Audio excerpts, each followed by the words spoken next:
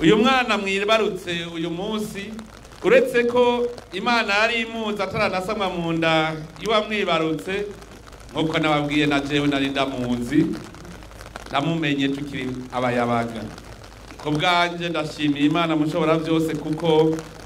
nkurikiwe n'umugabo uyu mushinga amateka ndi kuri Reveriyano namwe muramuzi kuko yaratwaye inama nkenguza amateka murabona ubwira bwiwe igihe twabana muri kaminuza ntiyarazi ico bita gusaba ngo bimutunga ariko asaba abavyeyi asaba iki ntiyabagomba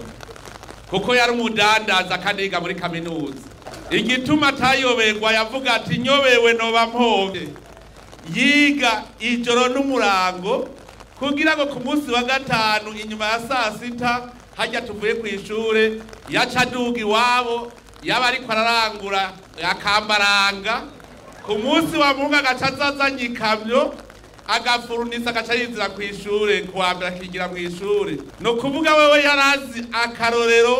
kuguhomba icarico yarazi guhomba icarico yavuga ati nogira esheke nkayoberwa mu ishure nzoca ntumwanya wo kuja kudandaza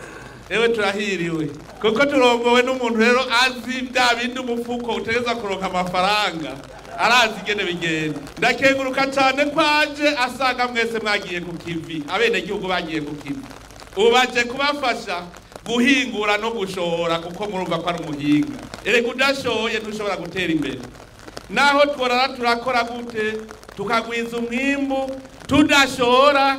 ntidushobora gutera imbere nta gihugu gishobora gutera imbere kidashora hanze tugira umusesekara rero dushore mu bindi bihugu turahiriwe rero ko aje abangutse uyu ni intwari ku rugamba twarajanye twarabanye ku rugamba twarabanye duhana duterana intege duhana ramforo aca hirya aca hino noneho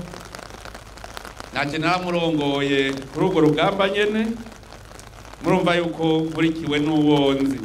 none rero ko Imana imumpaye kugira ngo azarantera intege